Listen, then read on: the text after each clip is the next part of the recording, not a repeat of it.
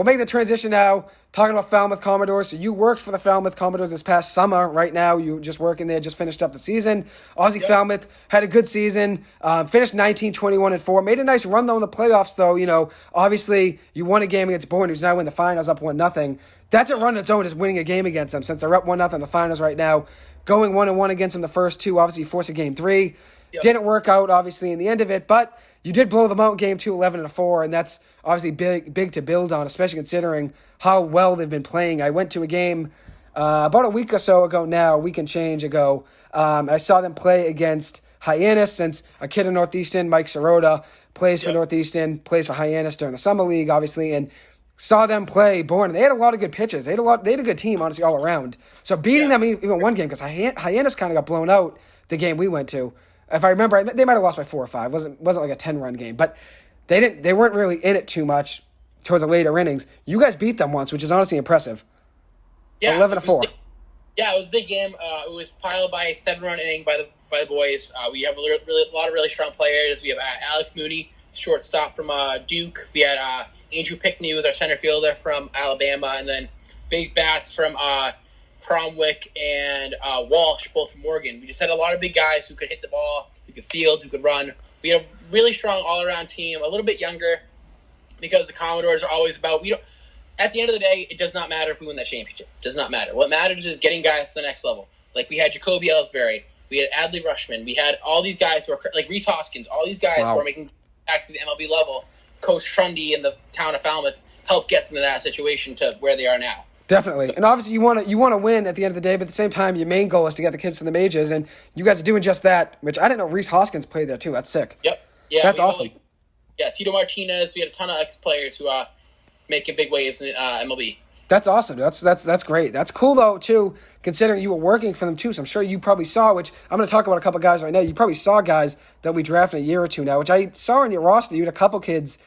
You had at least one kid born in like 2004, so he was like 17 or 18 years old or something. Yeah, we had a lot of young guys. We had a lot of young guys. We had a couple 18-year-olds. I think the oldest we had was 19, maybe. Really? Yeah. That's tough, though. That's tough because a lot of teams have kids that are going into their senior year, the 22-year-olds. Absolutely. I feel like us just being under 500 and also, like we said, giving the L to Bourne in Game 2, I feel like that's a big thing for showing what these guys can do. Super young, a lot of heart, a lot of really good players who can hit the ball, who can run, who can hit for power, who can hit for contact, just all around. And they're all really good players. We did a lot of stuff, a lot of good people, Definitely. Yeah, you did great. You did great work there. And obviously you were working, too, on the side, at the pizza place, too. So you were honestly busy this summer. You were with the Falmouth Commodores, and you also had a job, too. So you had a lot going on. A lot going on. Which is great, though. And a couple of things I want to highlight now. A couple of guys. Colby Halter, the center field, or he plays shortstop or whatever, but shortstop at the University of Florida. I'm not sure he's playing on the field, but I looked up his stats. 307 batting average, which was 6th, actually, in the whole entire Cape Cod Baseball League. 12 stolen bases, 7 home runs, which actually led the Cape. 7 home runs. Yeah. Halter was great. Huge bat for us, yeah. Huge bat. Always coming in clutch for us, just getting that when we needed that run or we needed that hit or we needed that blooper to get in the gap or the fly out. He always just did what the guys needed and what we needed to succeed. And super nice guy. I was doing 50-50 one of the games, and that was his day off. And he actually walked around with me doing the 50-50, trying to get fans. And super nice guy. Just asking about my school, where's Concordia, because I had a little badge with the information on it. And just like he's not stuck in the moment. Like he understands. Like yes, this is the Cape Cod League. These guys are almost 99% chance getting drafted in the MLB, getting a contract in the MLB. They're going places. He still knows that he's still a person who needs to connect with the community and just he's not above himself, which is very humbling and very good to hear from a potential professional player's point of view. Definitely. That's a good thing, too, having that sense of, I guess, realizing you're a player also at the same time, but you also want to be a person, too. I mean, I know a lot of people, sometimes they make it big and end up, not having the best attitude and obviously being, not acting, nice towards, people that are working. Obviously, you make a lot of stuff go with the Falmouth Commodores. So I think when they realize, I'm playing for Falmouth this summer, there's a lot of people that make this happen, whether it's you working there or the general manager that's signing guys, stuff like that. It's nice that they recognize and acknowledge that, and that's great, which is awesome. Yeah. Anyways, though, so not just him, though. Halter had a great season. You had Jacob Walsh at 5 home runs, which was tied for third in the Cape Cod Baseball League. You had Joey Ryan on the mound, kid from BC, was a lead on the mound, actually. 1.68 ERA in 13 games, 3 saves. He pitched great. You were texting me that he was. I knew he was playing in the Cape League. I didn't know he was playing for Falmouth, though, which is awesome. You were texting me about him, which was great. He was loved. He was, without a doubt, of the fans, the favorite player of the team. He would go on the mound, and I want to say about 50 kids would all shroud around the dugout, screaming, "We love Joey!" for almost the entire warm up on him on the mound. It was crazy. They loved it. They loved him. East Falmouth guy from the area. Everyone knew him. He was that guy. He was awesome. Really good on the mound. He had amazing pitches. He got out of jams when we needed to. He was our biggest closer of the year. He was Definitely. Really guys, yeah. 3 saves, 19 strikeouts with 3 walks and 16 innings pitched, 1.68 ERA, which was great. And then you also had another couple good pitchers, too. Philip Abner of Florida was great on the mound. 3-0 record, 1.92 ERA, which was actually third best among starters in all of the Cape League. 20 strikeouts and 13 walks. So you guys had a very good year. Honestly, you had two or three great hitters there. You named 3 on your own. I named 2 extra ones, Halter and Walsh. I named Ryan and Abner. You obviously know they had great pitching, too. You guys were kind of great all around, pitching and hitting. And obviously, the record's 19-21-4. But at the end of the day, you had a lot of close games. I think at the end of the day, if you're only 18 years old, you'll probably get some of those kids back, which I know sometimes guys flop to another team the next year. But sometimes, usually, not always, I'd say like 60% of the time, the guys, if they play in the Cape League, go back to that same team. So you'll probably have a lot of returning talent next year. Yeah, that's the goal. I'll be there next year. I just accepted another role to moving up in the organization, but I'm looking forward to going back there and hopefully seeing a lot of the same players. I know Mooney is looking to go back. A lot of the players are super close with the volunteers they live with, which makes it a lot easier. Like one of these guys, I was talking to him. The word I use is billet. I don't know what other people use, but his house parents, people who house. Yes, yeah. I know what you mean. Yeah. They would every day they would make him a different sandwich just so he could try something different and see what he liked. It was That's awesome. He loved it. He thought it was amazing. Every day was something different. He had no idea. It's just like these volunteers, like the entire organization of every Cape Cod League. No one gets paid besides the coaches. Everyone, the GM, the assistant GM, everyone. No one gets paid. Everyone's a volunteer. They want to be there. They love the program. They love baseball. They love Cape Cod League. They just love everything around the situation of baseball and Falmouth Commodores baseball. Mm-hmm. So the players felt that and could see that, and I feel like a lot of them, like you were saying, are going to come back. Definitely. So they are. I have very strong feelings that they're going to. Mm-hmm. And like you were saying, the host families don't make anything really either. You know what I mean? Off of it. So, I mean, obviously they get the experience having the player there and obviously being part of the whole entire league and being part of what it's, what it's built on. They're part of the process of making it run and making it go. But at the end of the day, like you were saying, only the coaches make money. But still, if you look, which I went to a game, there were a ton of people. A regular game on a Tuesday afternoon, there's still going to be crowds of people there. So people are very dedicated, and obviously it's great to get that experience. And like you were saying, you're going to be working there next summer again, which is great. And what was it like working there this summer? I mean, I'd imagine it was awesome. But what was like the main thing you learned or the best experience you had? You could share anything, either one of those. The main thing's my job. I was a game day intern, which means that my main job of the year was helping with the shack, which is like our merchandise shack. So I help show people around in the shack, get people down there, cash people out, restock folds, run to our distribution center, which is one of the volunteers' house. He was like used his garage for like half the extra stuff we had in the shack. That's awesome. It was a ton of fun. We actually had one of our best years. The goal for the year was 95, and we ended up getting right around 99. So we had a pretty good year, $99,000. Wow. Or we only got about 75. That's awesome. Wow, look at you. So you were part of that. And you also did you helped with the raffles too and everything, the 50-50 raffle. You did a lot. Yeah, we had 50-50. We had to help, we had the singers for the 7th inning and for National Anthem. You had Mark Walsh there, dude. Yep. Mark Walsh music. He was there singing the 7th inning stretch for God Bless America, and it was amazing. Ton of fun. The fans loved them. Every single time any of the singers walk off the field, at least 15 people go up. Oh my God, you did amazing! Like, it's awesome. The culture, it's unbeatable. It's just such. It makes you feel better just being around on the field and stuff, just being around all the fans and everything. Like you said, it's a human connection of the players acknowledging there's a lot of things that make this go and make this possible. And at the end of the day, as I said, a lot of guys make it big, and at the end of the day, they lose that human connection and that kind of respect to everyone that helps, make things go. Whether it's at Fenway Park, guys working, concessions or guys working as ushers in the thing. Everyone makes it go, makes the game go. Exactly. The GM, obviously, too. Everyone makes the game go. Similar to you in the Cape League, too. Everyone has a job there that makes things work and makes things happen, which is awesome. And obviously, you got Mark Walsh there, so you also are helping out the boys, too. You were helping the boys make some connections, which is great. Absolutely. I got to try to help people out. Like, if anyone here wants to look out to try to get an internship in the future for the Commodores or anything in general, reach out to Joey May, and then he can connect you with me, and I can always try to help guide people if anyone's trying to get into the world of sports. Absolutely, yeah, definitely. You guys hit me up, and then I'll connect you with the GOAT, Liam Kenny, multi-sport athlete, that's the thing. I had that on your last Instagram post. You had the baseball bat in your shoulder, and I said, hey, multi-sport athlete there. Multi-sport superstar, I think I wrote, actually. I miss the days. I miss being a multi-sport athlete. I miss it. You still got it, though. I'm sure if the football game broke out or something, you'd be there locked in. You know that wide receiver QB connection we had, which was honestly unbeatable for a long time. It was, yeah. So like we were saying, the connection we had, quarterback, wide receiver, was unbeatable, whether it was at Moakley, whether it was at the Cape, too. We were playing on the beach. We were nasty. Whether it was, honestly, in the turf, the BCCS turf, we had a lot of good games. And the back porch, yeah. Obviously, yeah, at the end of the day, though, I still feel like we'd have that connection now. I know we haven't played in a little bit. I still feel like that's an automatic connection. We lock in, whether you're quarterback or I'm quarterback, hey, at the end of the day, we're going to be throwing touchdowns, whether it's me or you at QB.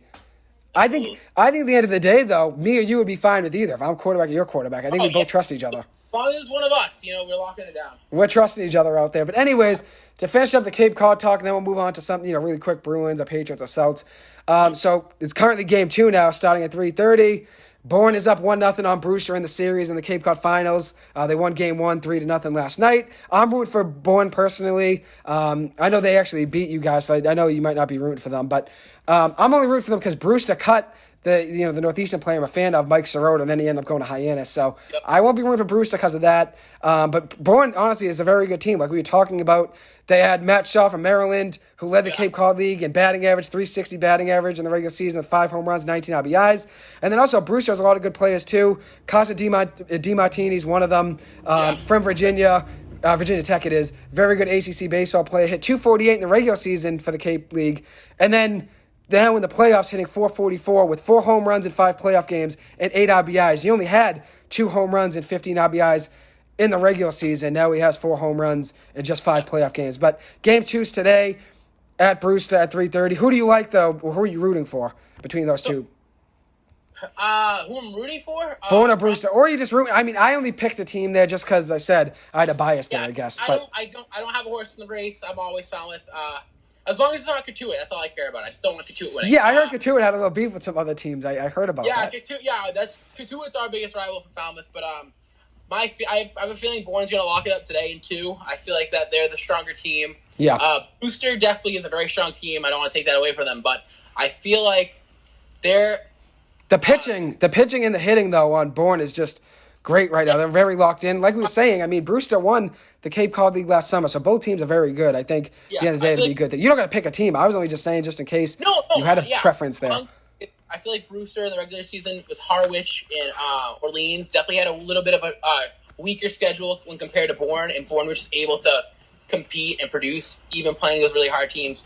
They had to play Falmouth, Hyannis, and Katuitt, which all those teams would have been in the top 2 if they were in the East Division. Definitely, so, that's true. It's tough. All had very strong seasons, all had very hard schedules, while the East Division were a little bit weaker this year, had that big divide between Brewster and YD and the rest of the division. So I feel like that Bourne's going to come out, I think, hopefully with the win. I feel like they're going to win today, but if not, if it goes back to Durant Park, yeah. Yeah, they're winning. There's no shot they lose at home. The atmosphere, that place was packed. I want to say there was at least probably 3,000 fans when I went to the game in the playoffs. It's just... Definitely. I went to a regular season game, and it was filled. I went, as I said, last Monday or Tuesday maybe. I just went for the day just to see him play because the regular season was winding down. I think that was the last regular season game, so it was last Tuesday. And obviously it didn't work out for Hyannis winning the game, but it was a cool experience being there. I sat right behind home plate.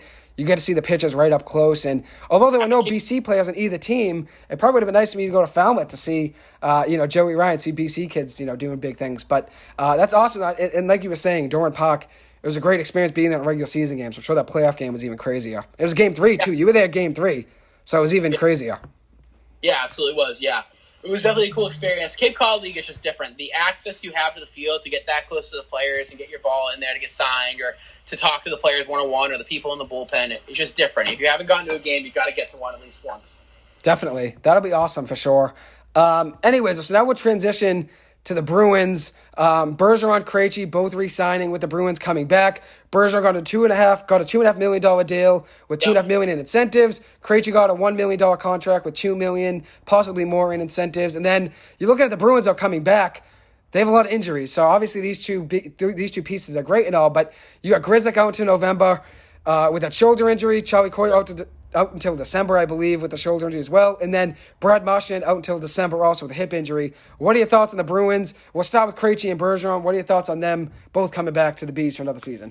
Yeah, the feeling about that is with Krejci and Bergeron, what you have is two proven leaders that you know that are going to anchor that first and second line. They're going to be able to produce for themselves in the first and second line. They're also going to be able to coach up Frederick and all those young guys who are on the bottom lines, going to be able to show them what they need to do to produce and how they can be leaders for themselves in their own lines.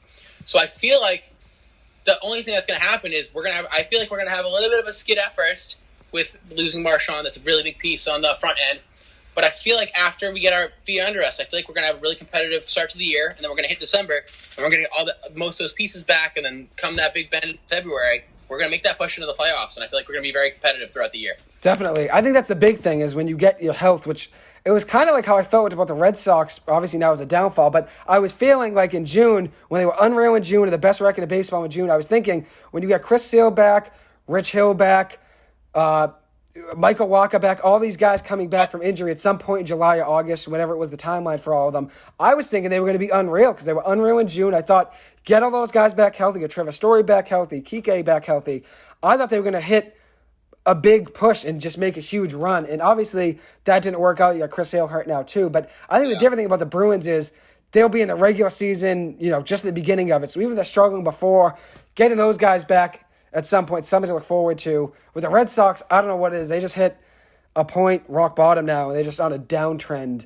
But I think with the Bruins, I think it's a good point. You play 500 hockey probably about without those guys and then get them back, it's going to be huge. If you can stay 500 without them, I think that's a win. Yeah, and the big thing that's going to come out of it is Jim Montgomery, the new head coach. That's going to be a big thing because we know Pasta didn't really want him to leave. I don't think Bergeron really wanted him to leave either. But it happens. He's with Vegas. Hope for the best. Yeah, I liked Bruce Cassidy a lot. But yeah, I mean, like you were saying though, the new guy they have coming in, Jim Montgomery, had some experience coaching in the NHL, which is good. Obviously, yeah, he also worked with Torrey Krug, so I feel like Torrey Krug was definitely in his ear a little bit, telling him what to expect when getting to Boston. So when he was with the Blues, so I feel like he already knows what he's getting himself into, and I feel like the team's just going to hit the ground running. Definitely.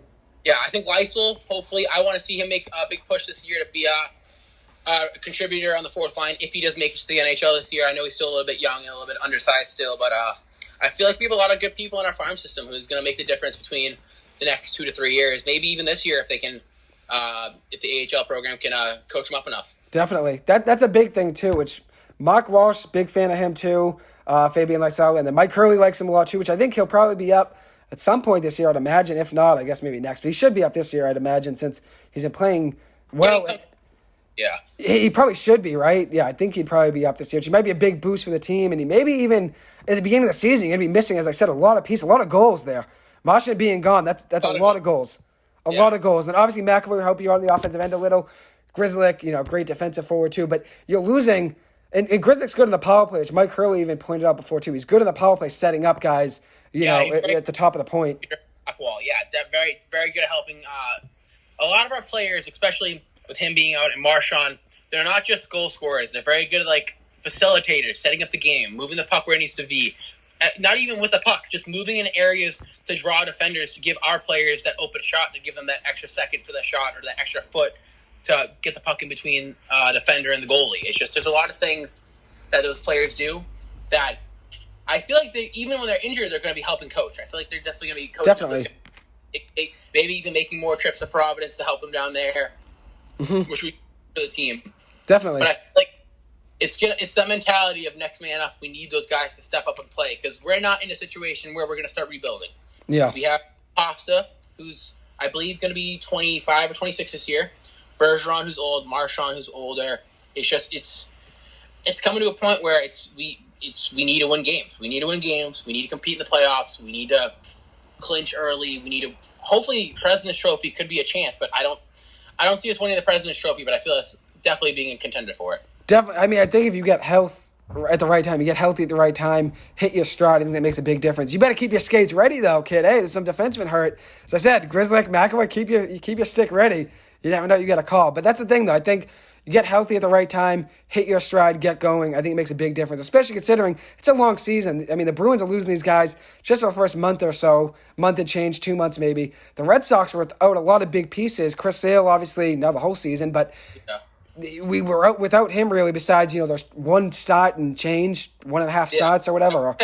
Yeah. So you were missing a lot of big pieces a lot of the season. Trevor Story's been out now for more than a month. Look at Kike's been out for about 2 months probably. Walker's been out, 5-6 weeks. You're missing a lot of pieces, but we're missing them at the wrong time, I think, with the Red Sox. And rather than missing them at the beginning of the year. We need those wins, and we just don't have the players to help us push those extra runs. We don't have the RBIs from Story. We don't have the strikeouts from Sale and Walker. We just don't have. We're missing so much consistency. There's no consistency. Yeah. Like we might have. Well, here's the thing: like Durant was unreal for his first 25 games, and then just fell off a cliff because he wasn't going to stay consistent at that 300 level.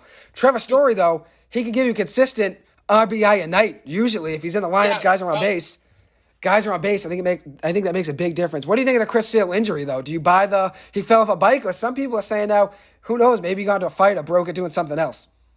See, you never know. We can sit here for an hour shooting the shit about what it could be. That's the thing about Chris Sale. He can get hurt through anything. That's the thing.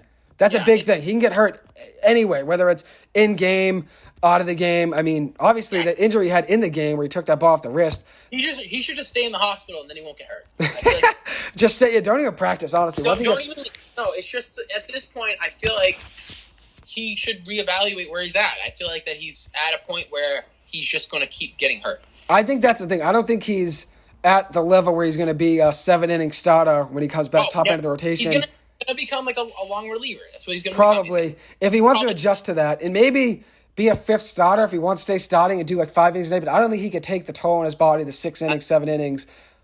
Especially because how frail he's a tall, pretty skinny dude. 6'6" lanky, 6'5" lanky.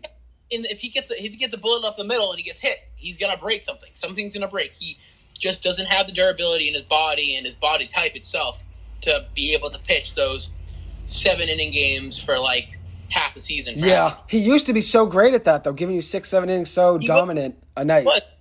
But he's not that guy anyway. I agree with you. Probably reevaluates, goes to the back end of the rotation starter. And if the Red Sox were to get healthy, and maybe pick up another starter, if you look at it next year, Evaldi, the free agent, let's say you get Evaldi back, you got Pivetta still under contract, you got Walker, I believe, still under contract for another year. You have 3 pieces right there that are very good. Pivetta's really a 3 or 4, but that's a good top 2 right there, Evaldi and Walker. Rich Hill's probably gone, but maybe add another piece in there, maybe number 2, and the Red Sox have a good rotation if Sale's your 5th starter and pitching. I don't want him even pitching really, 6 innings. You can get 4 innings out of him. Say 4 or 5, and then have our long reliever hop in and they get a closer in. I think. Exactly. You can't have expectations from next year. That's the thing. You can't have any expectations for him to be an all-star again. A huge workload on him, or it's gonna just implode on yourself and you're screwing the team over. That's the thing. So we'll see obviously what happens there with the Red Sox. And then we touch Red Sox, Bruins, Falmouth Commodores, Concordia Hockey. Now we'll transition. Quick segment here before we talk about the Patriots. The Celtics traded for Kevin Durant.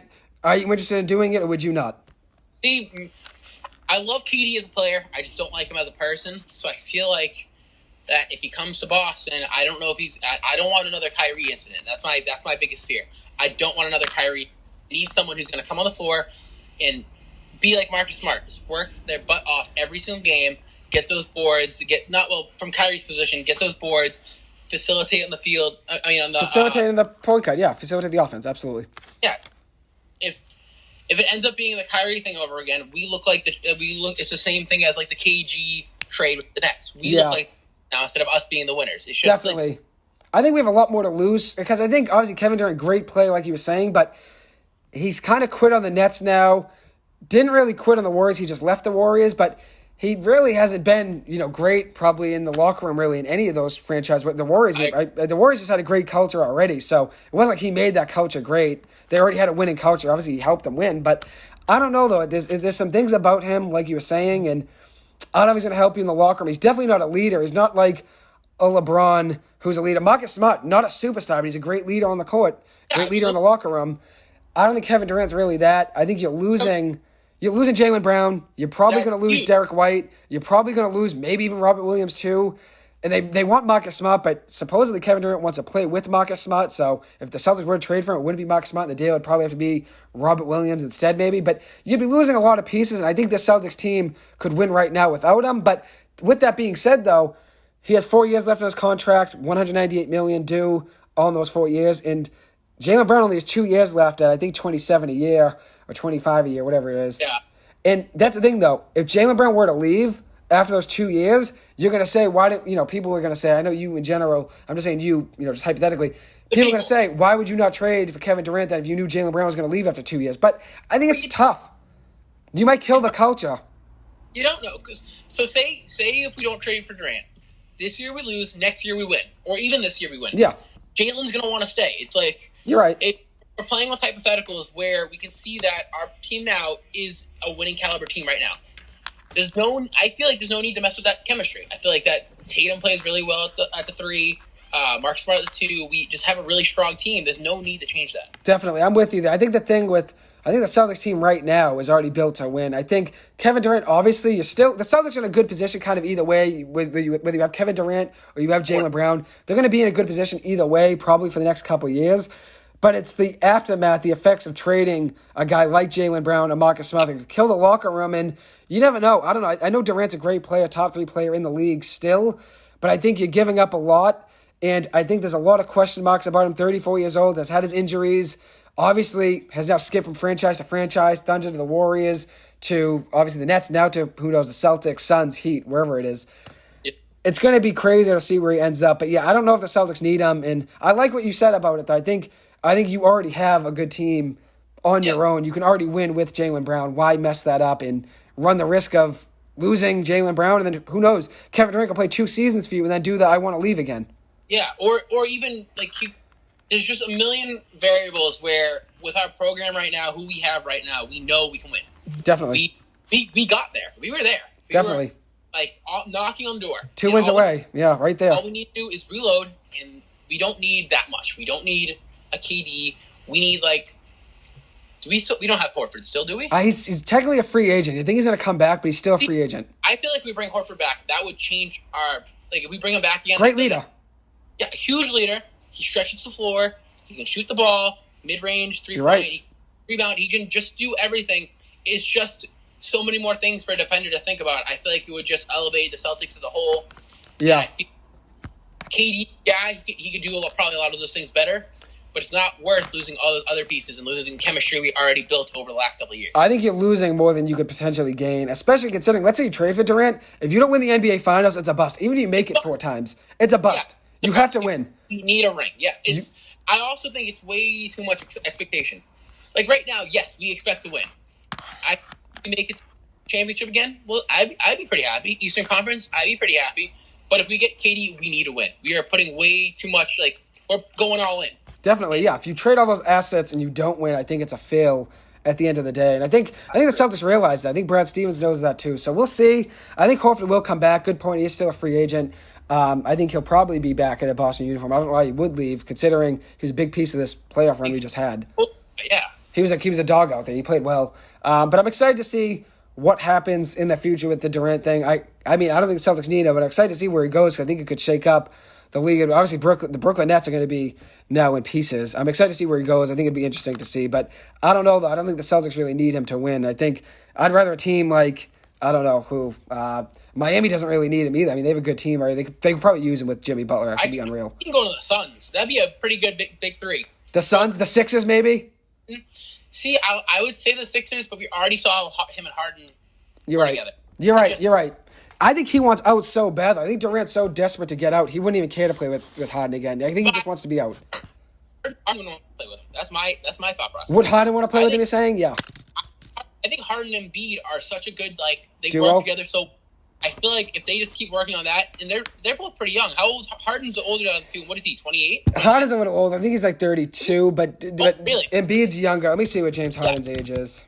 I know Embiid's like 26 or 24. Yeah, he's younger. 32. Harden's 32, and then Embiid's older. I mean, he's still got years left. They both. I mean, Embiid definitely, but Embiid's 28. So yeah, I mean, they still have a good window to win. I think the Suns, like you were saying, you were going to say Booker and Ayton. Yeah, Booker and Ayton and Durant. That's pretty scary. I would be scared playing in the West and playing those teams. They would have to give up a ton of draft picks because like you're not going to trade Ayton because he just signed that contract, but you probably couldn't trade Ayton for I think till at least like January 15th or something because you signed a contract. You can't trade a guy before that. Well, at least whatever contract he got, you couldn't trade a guy. Yeah, there was some exception in it, yeah. So if you were to trade for him, you'd have to give up probably a ton of draft picks. What I was going to say is CP3 still there? He's still there. I could see him going to the Nets. If they traded him, that'd be kind of crazy, but you never know, dude. I could see it, but I feel like it would have to be a good trade. Like, there'd have to be way more picks involved. Yes, I'm with you. I think that's the thing. It's going to be heavy draft compensation. But I think with the Celtics, giving up Jaylen Brown's kind of already heavy draft compensation as is because he's young. 2 years left at no money. Really. $26 million is not that much.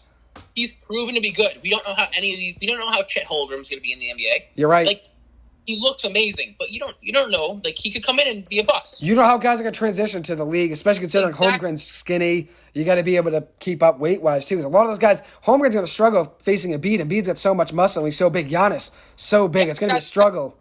But if he follows the Giannis path, then yeah, he'll get good. But it's like, it all comes down to, like we were talking about, hustle and care for the game and, like, that mental, like... Put in the work. You want to be the best in the court.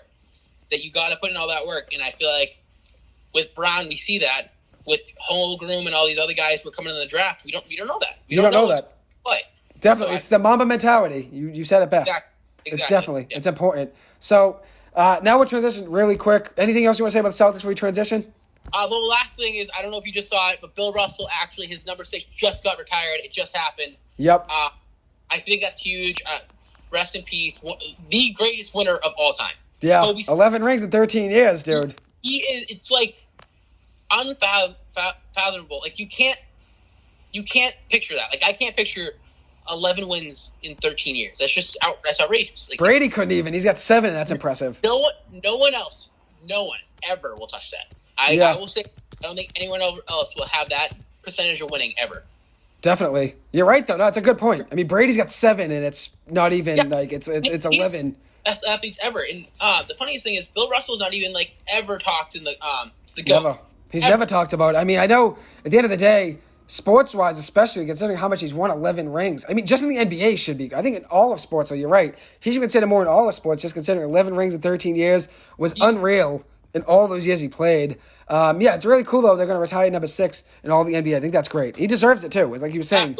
Definitely, he is definitely, without a doubt, at least in my mind, the GOAT of leadership through any sports team. Stayed with the Celtics all 13 years. That doesn't happen nowadays. Yeah. Oh, absolutely not. We were just talking about KD. Like all that stuff we were just talking about. The flip-flops. He likes flipping, from city to city, from franchise to franchise. That you're not going to have a guy that stays 13 years. You're not going to have a guy that wins 11 championships on its own, whether he goes to place, but you're not going to have a guy stay 13 years. In that time, Boston was not the nicest to Bill Russell, and he still You're right. He won all those rings. Yeah, it's crazy. He's a great leader on and off the court. I think his impact on the game is obviously heavily felt on Boston. Sports in general, winning-wise, every aspect you can think of on the court, off the court.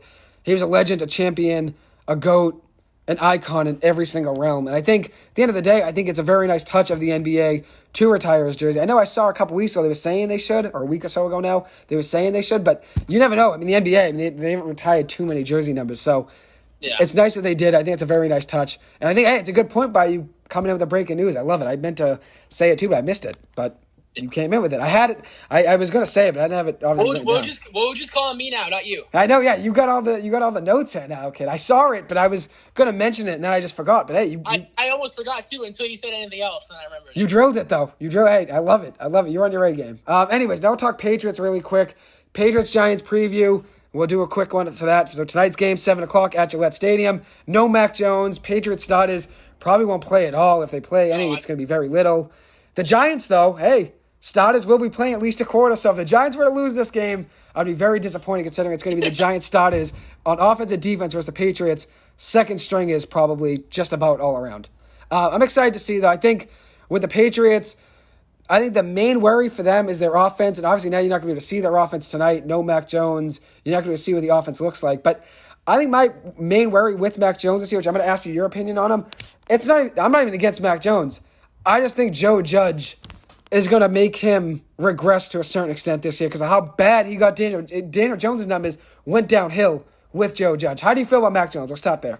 So, see, I get where you're coming from, but I feel like Mac Jones is going to have a great year this year. I think he's going to be top 10 overall. All right, I respect that. Hey, I mean, I like it. Yeah. Not a Pats fan, I genuinely agree with that. We saw him at Bama. He's when he starts playing to his caliber, he has confidence like no one else. Mm-hmm. Like he knows who he is, how to play, and what he needs to do to succeed. And he has great assets around him. He has his 2 tight ends, like we had said before. He has what's his name from Miami just came in. Davante Parker, Kendrick Bourne. It was Davante Parker's a wideout from Miami, but Kendrick Bourne's there too. They have good pieces. Parker's gonna be huge. He's one of the more the newer guys to the program. 6'4", big end zone threat. Yeah, exactly. Like he has a lot of guys who also know the role of it's my job to help my team win. It's not like we're gonna have like Julio Jones or like someone. I guess I shouldn't say Julio Jones. That's like a bad example. Julio would be nice though, but yeah. Odell Beckham when he was in the Browns, and even a little bit when he was with the Giants, it's just like it's like we were talking about earlier. You're thinking more of yourself over the game when Mac Jones will not do that. Yeah. When Devontae Parker will not do that. When Hunter Henry and Juwan Smith will not do that. Yeah. I'm with you there. It's tough, though. I think at the end of the day, it sometimes depends on the coach. I think the Patriots coach obviously helps with that. Guys to stay a little more locked in and focused. And the Browns obviously have had their injuries and their issues over the years. Brutal franchise over the past 10 years, just about 10, 15 years. The Giants have been struggling now, only making the playoffs once in the last 10 years since they won the Super Bowl. So it's really hard. Since we won the Super Bowl, we made the playoffs once. In 2011, I'm talking. But that's the thing, though. I think the culture helps with the Patriots. I think that makes a difference of keeping guys locked in. But I think with Mac Jones, though, one thing I worry about, though, is that you got Matt Patricia, Joe Judge in there, defensive and special teams-minded guys now running your offense. Joe Judge with Daniel Jones, I got a couple numbers here. And 12 starts with Pat Shurmur as head coach in 2019. Jones was unreal. Offensive-minded head coach Pat Shurmur, so obviously the offense is going to be a little better. 61.9% completion percentage, 3,000 passing yards, 24 touchdowns with 12 picks, 87.7 passer rating, 2 rushing touchdowns, a 17-game rate. If it was a 17-game season that year, it would have been 4,288 passing yards, 34 touchdowns to 17 picks. But now you look at Joe Judge at 2 seasons with Daniel Jones with 2 seasons with Joe Judge as head coach, special teams-minded guy, 21 passing touchdowns, 17 picks, and 26 starts. He had 24 as a rookie in 12 games. Now only 21 and 26 starts after that. 3 rushing touchdowns. So he had 3 less passing touchdowns than he had as a rookie with 14 more games. And 1 more rushing touchdown with 14 more games. It's just, I don't think it's a Mac Jones issue. I think it's a Joe Judge not being, which I know Joe Judge is a head coach, but they oversee a lot of the offense as a head coach. You oversee the offense, defense. I worry about Mac Jones because of that. That's why I worry about him, just because I don't think Joe Judge... I like Joe Judge as a guy. I think, like we talked about earlier with a couple of those Falmouth guys, you like the human element of all of them. Joe Judge seems like a great guy. I loved all his press conferences. Seems like a very family-oriented guy, but I just don't know if he's the best guy to keep in charge of your offense at the end of the day. Yep.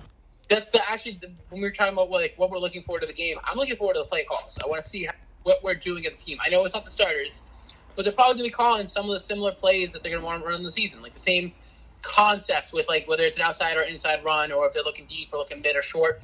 I'm interested to see how they run their play and what their game plan is going to look like. Definitely. I think that's a big thing, even if it's backups guys. So like Bailey Zappi, the 4th-round pick quarterback the Patriots took from Western Kentucky. If he's in the game, or Eastern Kentucky, whatever it was, but if he's in the game, that you're going to see some, obviously, plays that Mac Jones is probably going to run, same system. I think it'd be a good thing for the offense just to see something. Even though Mac Jones isn't out there, they'll see if it works to a degree. I know it's not working at practice. It's not working at practice, they say, but practice at the end of the day, it's not the same as game, being under the lights, all those elements you got to factor in. And like you were saying, the Giants have all their starters playing, so you'd imagine the Patriots might struggle at first. I mean, you'd hope, as a Giants fan at least, you'd hope the Giants' first-team defense would be doing well against the Patriots' second-team offense. But at the end of the day, obviously, it's football. Anything can happen. But the thing I do worry about with Mac Jones is the coaching, Joe Judge, Matt Patricia. I think Bill Belichick could be his last year. How many years do you think Bill Belichick has left? A couple years? I want to say forever. But I definitely think it's going to be probably 2 to 3 years. I think it's going to be based off of how we do. It's going to be if we win, if we lose a ton, I feel like he's going to stay longer. I genuinely think it's going to be like if we lose more, he's going to want to stay and try to fix his legacy. But I feel like that will only do more harm than good. He might want to win without Brady. I'm with you there. I agree. I feel like that he needs that for himself to say that like without doubt, I think he's the best coach of all time. That's just me. Yeah, and I'm with you there. Yeah. But like, I feel like if he can win on his own with Mac Jones and the people the cast we have right now, I think it's going to cement him as that. Definitely, I get that. And I think if you look at the Patriots coming into this season, obviously the division got better. You obviously know the Bills are going to be great, but the Dolphins got better, the Jets got better.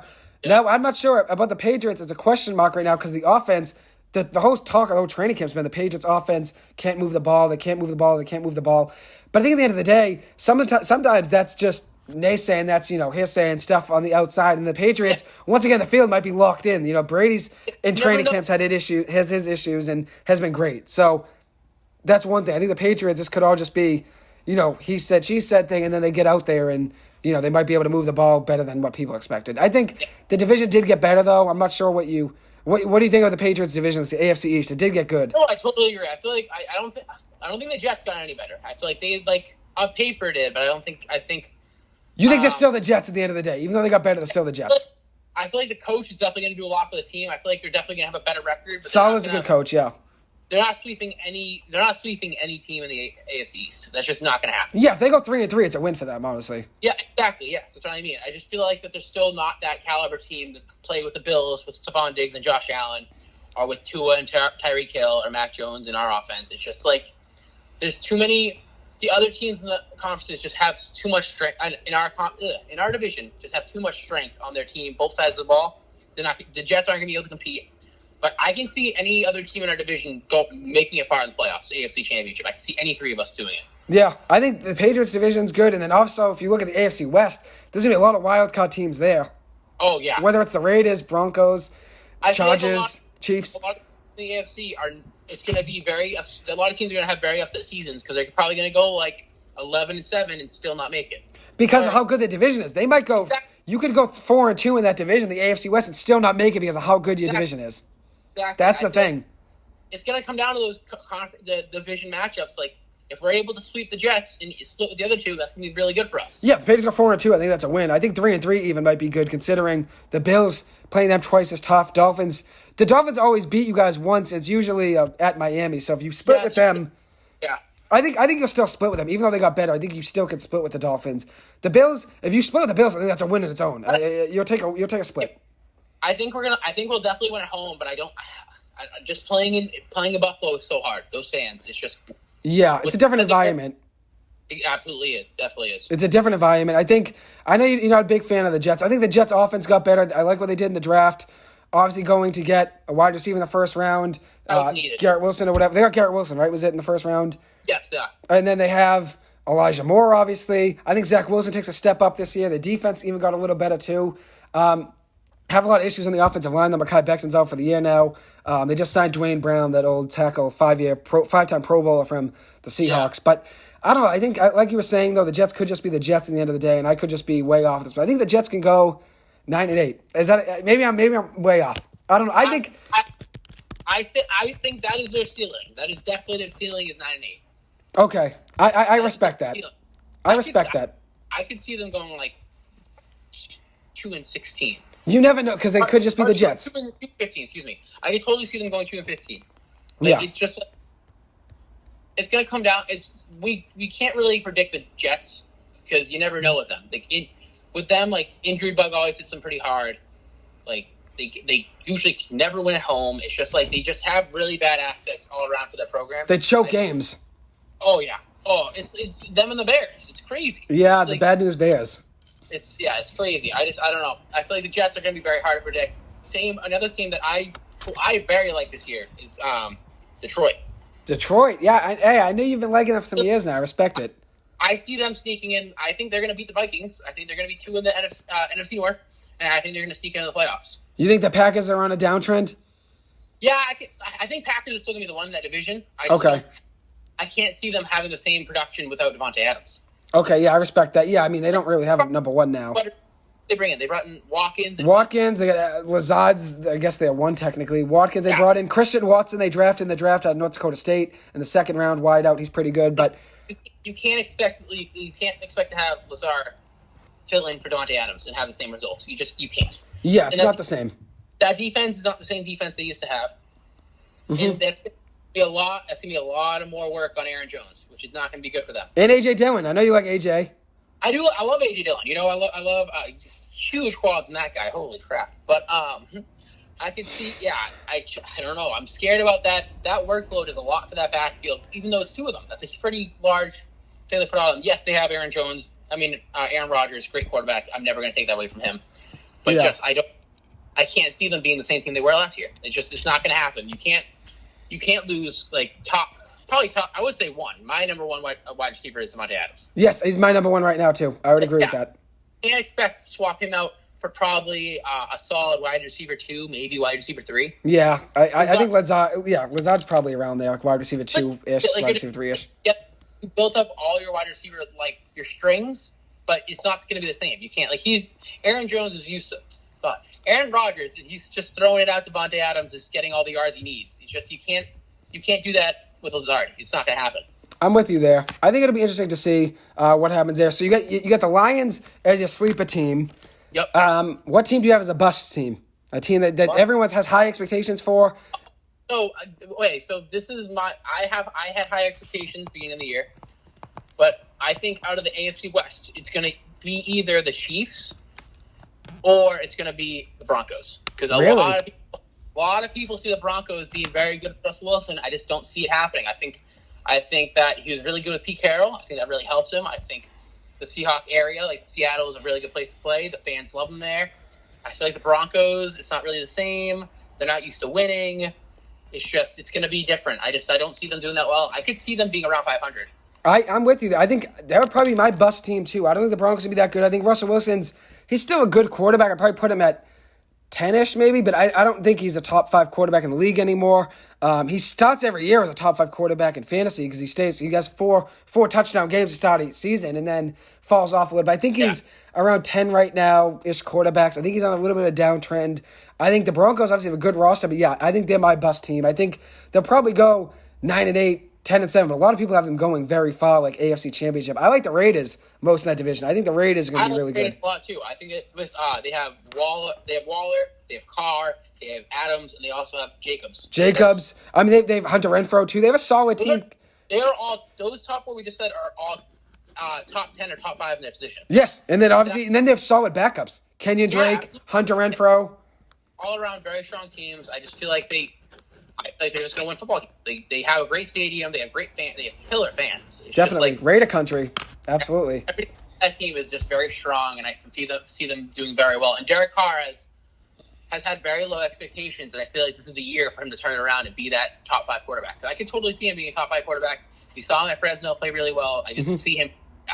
I see him right now as probably number 8 to 10 right now range. I'm going to do my ranking at some point. I'd say he's right now 8 to 10, but I think at the end of the day, he can make a big jump up. I think he's probably going to have definitely his best season in the NFL, but he's probably going to have one of the, I don't know, out of all those 4 of those quarterbacks, Herbert, Wilson, Carr, Mahomes, I think he'll have the second best season out of them. I think he'll have a better season than Herbert, truly.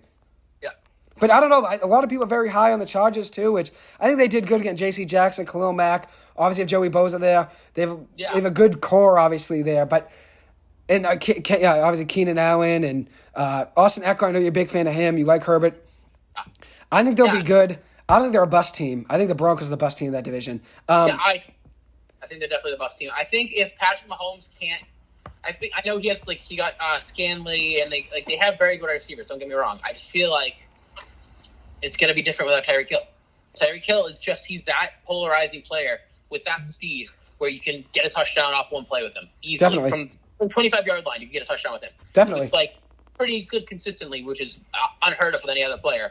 Besides maybe Julio Jones in his prime and Davante Adams. You just can't see that with anyone else. I feel like that could change and that could force them to take a couple steps back and have to rethink their game. But yes, they do. But they also have a really good rookie back, very strong backfield. Didn't they just draft a good rookie running back, or do I have that wrong? Is it the Chiefs you're talking about? Yeah. Yes, they drafted somebody. Let me think. They got somebody in the draft. They did. Yeah, they have good running backs. Let me see. They do. I mean, obviously they have Clyde Edwards-Helaire there too, who started off very good as a rookie and then just kind of, didn't do too much last year. He was good last year. I think he might have got hurt a little bit, but he was too high of a fantasy pick. I'll tell you that last year. Yeah. I just feel like they're going to have to reinvent their game, so I think there's going to be growing pains with that. So I feel like at the beginning of the year, it's going to be a little sketchy. So for those teams playing them early in the year, if they have a lot of AFC West games, it's going to hurt them a lot, and I feel like that's going to set it back when it comes down to the end of the year, where they're finally hitting their stride again, and they're just going to miss the playoffs. Yeah. I can see that one of those teams that just sneak out of the playoffs. Definitely. And the Chiefs, they drafted a guy in the 7th round, Isaiah Pacheco, I think is how you pronounce his name, but had 18 touchdowns in 3 years at Rutgers, 3 touchdowns, 7 touchdowns, 3 and 5. He actually had a pretty good career there, 18 touchdowns. I was reading through Sleeper the other day, and I saw that he's been getting a lot of touches in their as their third down back. So I can see them flipping to him in the passing game and stuff like that. I just feel like that they need to reinvent their game, which, like I said, growing pains, it always happens when you have to change your game at all. Definitely. So anyways, now we'll close up with just one last thing. James White retiring. We had a very good episode. We got an hour and 45 minutes in. James White retiring, obviously, after 8 seasons in the NFL. I know, obviously, he had a very big Super Bowl performance for the Patriots, 20 points in Super Bowl 51 versus Atlanta. Had a game-winning touchdown in OT, 20 points in the second half, 3 touchdowns, a 2-point conversion. Finished the game with 14 catches, 110 yards, 1 receiving touchdown, 6 rushes, 29 rushing yards, a rushing touchdown, 2 rushing touchdowns, that is. And then also was one of the most reliable and best third-down backs in NFL history. Speaking of third-down backs, we just talked about the guy on the Chiefs. Only Patriot guy I've ever drafted, too. Fun fact here. He's the only Patriot I've ever drafted in fantasy that was on the Patriots. I'm the only one I've ever drafted live on the Patriots. I drafted Brady, but he was a buck. So, but what do you think? What do you think of James White's retirement? Obviously, I know you're a big Patriots fan, so I'm sure you loved him. I love White. He's one of those guys, hard-nosed. He's not a huge guy. He's not like LeGarrette Blount, where he's going to power through guys, but he could still throw a body if he needed to. He could do that spin move, do that juke, he could catch the ball. He's a very good utility back, and he's going to be a huge miss from our team, and just I feel like you can't really – it's hard to replace a guy like that because he just has so many – it's like in the MLB, we talk about 5-tool athletes. He's one of those guys in the football field that just can do a little bit of everything and can do it pretty well.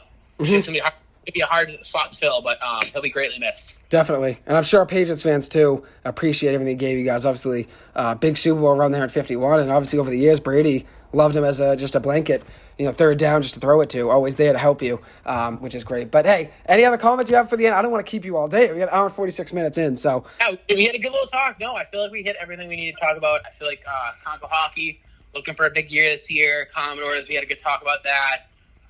And we just touched all our sports teams. Celtics, Red Sox.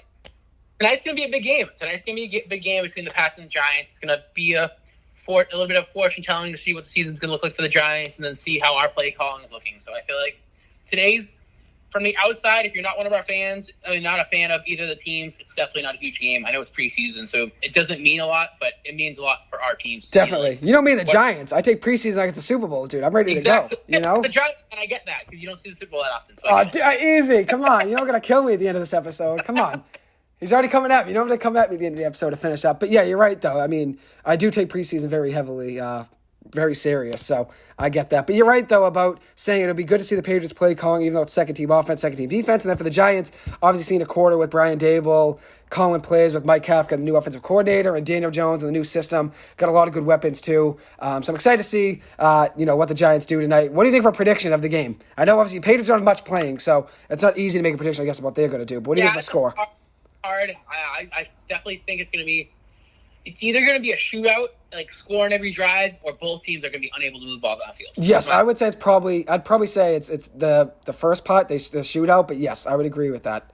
I have a feeling it's probably going to be around 24-20, and it could go either way. I don't know who's going to win. Yeah, I haven't thought about a prediction yet. I mean, I just came up with that on the spot thinking of a score, so it's tough.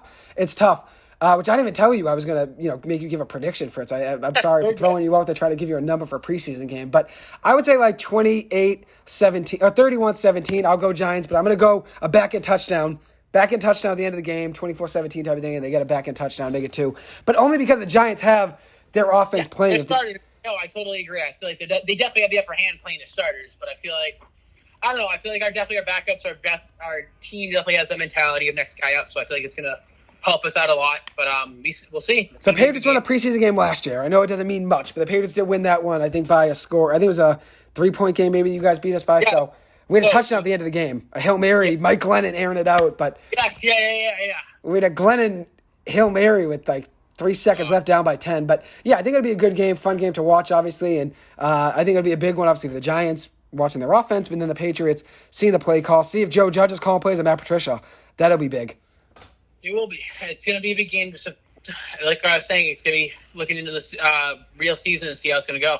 Definitely. And so, anyways, thank you so much for coming on, Liam. I really appreciate your time. Hour and 50 minutes here. We got through everything. We got through Concordia Hockey. Best of luck this season playing for them. The Cardinals, obviously, a big year coming up. I'm excited to talk about them live on here at BC. Hopefully, have a big win or two that you can come on, talk about. I know you're going to be busy, so that's why if we get you on once or twice, I think that's a win at the end of the day.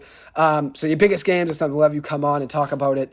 But hopefully have you come on, talk hockey. You can talk anything on there, too. Talk Detroit Lions, maybe Patriots, maybe some Celtics, but I appreciate your time. Thank you so much. I'm excited to see you continue to do big things in the world of sports, whether it's playing on the ice or making connections with the Falmouth Commodores, the Tampa Bay Bucks, or the not Tampa Bay Bucks, the Los Angeles Rams, working in LA at the Super Bowl, which was sick. So you stay making connections. I'm proud of you, and thank you so much for taking the time to come on.